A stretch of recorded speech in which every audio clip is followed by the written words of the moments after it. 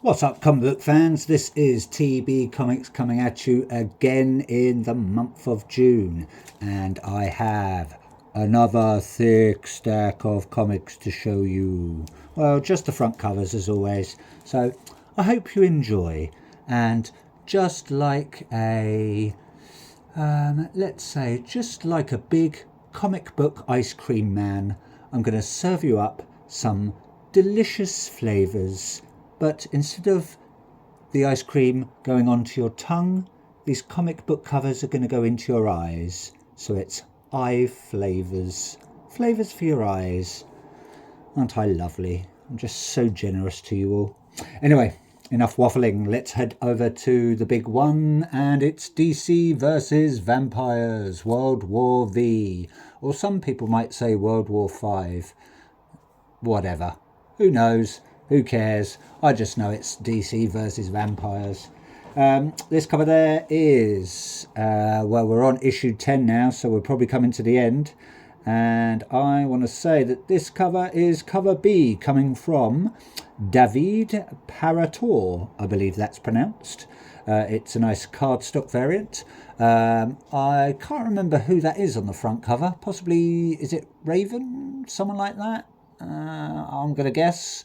But it's coming from the creative team such as Rosenberg, Castellucci, Schmidt, Zarcone, sounds like a emerald, a gem or something, or some precious metal, Castellino and Louise. So thank you very much, creative team, and thank you very much, David Patori, or Pator. Very nice. I do like that cover. We've got some nice purples going on, some nice wisps. Looks like she's conjuring up some magic. Don't quote me, I'm not clued up on my DC lore, but I think, isn't she related to Trigon? Is Trigon her dad or something? I think. I might be wrong, so tell me if I'm wrong in the comments anyway. Just going to move my camera a bit. That's a bit better. Now you get the full view. God, I'm so generous to you comic book lovers. Anyway, carrying on with DC, we have Absolute Batman, issue number 9. Now, I can't remember if I showed this in a previous video, so I've just chucked it in there anyway, just to match the next one coming up. All new story starts here. We have got Absolute Bane coming along. He looks like he means business. He's juiced up on venom, I believe. He's looking really hench. He's got a tiny little head. Oh, I wonder if anything else is tiny. All that muscle and no way to really use it. But anyway, this comes from Snyder, Dragotta and Martin, so thank you very much. And that, as always, is cover A coming from Nick Dragotta. So thank you very much, Nick Dragotta, for that, and the rest of the DC creative team. Looking forward to getting stuck into these at some point.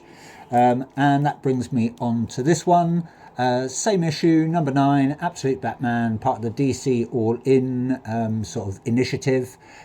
Same creative team, Snyder, Dragotta and Martin.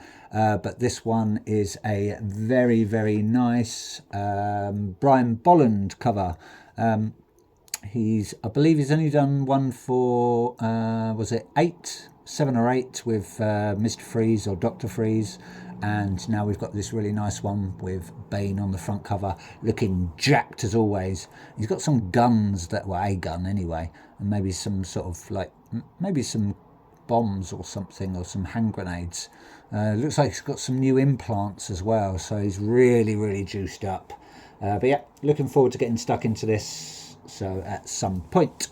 Next up, still with DC, we've got issue 7 of Batman Dark Patterns. And I'm probably going to say this wrong. It is part 1 of Pareidolia. I'm not sure what Pareidolia is. Maybe it sounds a bit Italian or Spanish. I don't know. Who cares? I might investigate what it means at some point. But it's coming from the creative team such as Waters. I'm assuming that's Dan Waters, Hayden Sherman and Farrell. So thank you very much, creative team, on that one. And I want to say That is cover A coming from Hayden Sherman. So thank you very much, Hayden Sherman, and the rest of the Batman Dark Patterns team. Looking forward to get stuck into these. Next up, I think that's all I've got from DC anyway. So we're going to crack on with some more indies now. Let's go over to my only one from EC and Oni Press. It's Epitaphs from the Abyss. I believe this is, we've got one more to go. I think it's going up to issue 12. And then I think that's it for Epitaphs of the Abyss. But we've got a new, probably, I want to say 5, maybe even a new 12 run of Cruel Universe. I was going to say Cruel Kingdom, but no, I think that's done now. But they might go back to it like they've done with Cruel Universe, because I think the first half of Cruel Universe was only about a 5 to 6 issue run. But great as always, short stories, can't go wrong in the good old EC and Oni Press tradition. Got the nice black and white variant there, probably a 1 in 20, 1 in 25. And I want to say that is issue 11, cover D, coming from Anwita Citria, if I pronounced that correctly. If I haven't, my apologies, Anwita. It's the nice black and white artist edition. Always looks a bit grimy, but that's how it's supposed to be, with some scribbles all over it. You know how it goes. I've showed you loads of these before. But we've got some nice looking girl there, looking a little bit like Wednesday Addams or something, doing a bit of pruning, but not plant or flower pruning. She's pruning hands, chopping off their nice little fingers, maybe to grow some more hands, because, that's what you do when you're a hand botanist or a hand florist or something. Yeah, as you do. But yes, can't wait to get stuck into this run. As soon as it's completed, I will be on it. Next up, let's head over to Mad Cave Studios for a bit of Gatchaman, or Battle of the Planets if you're in the UK and possibly some other countries. It's issue 10, so no doubt it's probably going to come to an end soon. I believe there's another one-shot coming up. For the life of me, I can't remember what it's called. It's not Ryu Scavengers, because I think we just had that. I'll find out and maybe put it in the comments or something. Or you might already know, so then I won't have to bother. But we've got our Gacha Team Science Force there, bursting into action as always. From what I can remember, this is probably an Inaki Miranda cover. I can't remember if Inaki Miranda's a male or a female, so if I have said that they are female and they're a male, my apologies, and vice versa to that. I'm not sure, but I do like their artwork. Nice pastel colours. Yeah, really, really good. Can't wait to get stuck into these once they're done, and looking forward to the next one-shot. Really be really good if this sort of carries on for quite a while. But we've got the same creative team as always: Cullen Bunn, Chris Batista, Carlos Lopez, and Buddy Burdoin, or Burdain, Burdoin. I'm not sure how to pronounce it, so my apologies. Someone correct me if I'm wrong. Let's head over to now. Let's do, I think, nearly all of these. Most of these are going to be Image or Image Comics. We have a nice cover there for World Tree, issue 15 already. Crikey. James Tunyon, Blanco, Belair, and Bidikar, I want to pronounce it as. We've got our World Tree antagonist, not sure of her name yet because I haven't read any of these. So there she is, pointing her pew pew, or whatever people say on the internet nowadays, but sort of phasing in and out of sort of skull forms and stuff like that. She means business. I've got a funny feeling this is actually going to come to a close soon. Don't quote me on that, but I thought I read it somewhere. And I've noticed that this half of the run, you haven't been getting a lot of variants, unlike the sort of the first half. I don't know if that's sort of like a popularity thing, or it's just how they do it. who knows? Who cares? I believe that is, I want to say, that is cover D coming from Adam Gorham. I'm not sure. But yeah, very nice variant there. Do like that one. Probably a 1 in 10, maybe a 1 in 15. But I did pick up a very nice, I do love this artwork, so detailed. Same issue 15, same creative team, Tiny and Blanco, Belair, Bidica. But that is the very nice Jenna Char variant. I do like Jenna's work. It's very, very detailed, very quirky, very sort of surreal. Reminds me a little bit like a sort of Salvador Dali painting or something. I really do like that one. Yeah, it really stood out. That's why I picked it up, obviously. Let's head over to a bit of Ghost Machine and the Unnamed Universe. We have Geiger, issue 15 as well. It's 15 day, the OK 15 Day Corral.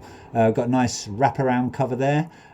This is come from the creative team, Jeff Johns, Gary Frank, Brad Anderson and Rob Lee. Thank you very much, creative team, as always. And I want to say that is cover B, Brian Hitch and Brad Anderson, the wraparound variant. I'm not going to pull out the other side, but you've got the glowing woman on that side, and then you've got Geiger on that side. I really didn't describe that too much anyway. But you sort of get the idea of that World Tree one. I'm sort of chopping and changing between comics now. Looks like she's in some sort of computer, just sort of, compartmentalizing her face as you do. I've got some eyeballs being sort of like, I don't know, put into some weird cage, and some tongues being wired up, and yeah, that's how it goes in the old World Tree series. Back to Geiger anyway, sorry. Haven't read any of these yet, going to wait until the series has ended. Not sure, possibly I'm going to guess about maybe 18, or it might be a really long continuing run. It's doing really well at the moment. Everyone's really hyped about it. I've said before, Rook Exodus just smashed it. Can't wait for the second arc, which I believe is out in October. And obviously you've got Hyde Street, which is also smashing it. And you've got the Family Odysseys side, part of the Ghost Machine universe, with Rocket Fellas, and the other one, that Hornsby and Halo. That's it. Nearly forgot it there. How can you forget Hornsby and Halo, eh? The nice little devil and angel duo. Moving on. Yep, we're still with Image Comics and the long-awaited next part of Falling in Love on the Path to Hell. Possibly one of the longest comic titles. But mine was a long and lonesome grave. That was quite a mouthful as well. But anyway, this is coming from Duggan, Brown, O'Halloran, Sabino and Gray. I think is it Jerry Duggan, Ryan Brown? I want to say Chris O'Halloran. I might be wrong there. Not sure about Sabino and Gray. But anyway, thank you very much, creative team. Always a pleasure buying your comics. Love your artwork. Really looking forward to getting stuck into this. When I say artwork, I'm only talking about sort of the front covers. I've had flick throughs, but not too much, because I don't want to spoil it. I like a good surprise. I like comic Christmas, as I like to call it. That is, I want to say, that is cover A. It was the only cover I could actually pick up. There were some really nice, I believe, Japanese variants with sort of like koi carp on the front, and I think there was 2 variants to that. Just couldn't find it anywhere apart from America, and I'm not paying the crazy shipping prices. But that's coming from Gary Brown, so that's probably Gary Brown. Yeah, Gary Brown there. Thank you, got it right. So we've got our lovely Hellbound duo, Falling in Love. Nice little love heart in the background. We've got our turbaned guy there, looking very sinister and mischievous. We've got some sort of grinning skull there. We've got another cowboy. I don't know if it's him or it's someone else. Maybe if it's his brother, or maybe his uncle, or maybe his dad. Maybe he's followed him to hell because he owes him some chewing tobacco for his spittoon. Or, I don't know, maybe he stole his horse called fluorescent magnet. I don't know. I will once I've read it, but you know. Anyway, let's move on because I'm just waffling as I do. But you might like it or you might not. I don't care. I'm going to waffle when I want. We've got I Was a Fashion School Serial Killer, Part 3. Managed to pick up the nice little variant there. And that is possibly in the other notes. Yes, that is cover C from Tom Coker, Tub Full of Death variant. Still waiting to get my hands on because all my sort of rarish ones came really early for some reason, and my standard ones, you know, they haven't turned up yet. So I'm waiting for, I want to say it's the sort of the homage variant from, I can't remember who does it, the homage variants anyway. Oh, you'll find out anyway when I post it at some point. But this has come from Wagner, Hilliard, Madsen and Dukeshire. Always like that name. Mr. or Mrs. Dukeshire. Sounds very honorific.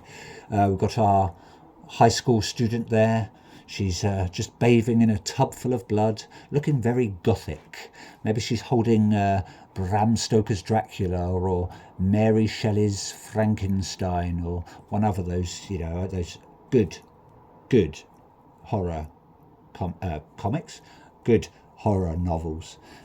Do love Dracula, apart from the last half. Well, probably the last quarter actually gets a bit boring and tedious, but all the build-up is amazing. Anyway, let's head over to put that one aside. Yes, last few from Image, and these are all from the same run. Let's do it in this order, shall we? This one first for you. I do like this cover, really nice. I need to adjust that bag a bit. I've got to get some nice new Sealy bags. I'm just using my old bag stock, and they don't fit very well, and I don't want my corners damaged and stuff like that, so I'm having to be a bit careful. Just going to adjust that screen for you. Yeah, really nice cover there. Do like that one. I want to say this has come from, because they're sort of Virgin, I can't remember who's actually done these now. I know it's like Tiny and his whole Exquisite Corpses gang.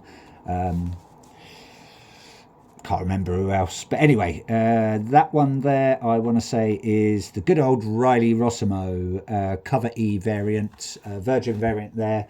We've got one of our characters with a nice bloody mallet. Looks like she's just beaten someone to a pulp there. It looks like it's in a circus or a fairground. Maybe he's like the fairground strongman, and he comes to the town just to, you know, have a good old fight in the Exquisite Corpses competition, or I think it's a competition anyway, from what I've heard. We're only on issue 2 anyway, so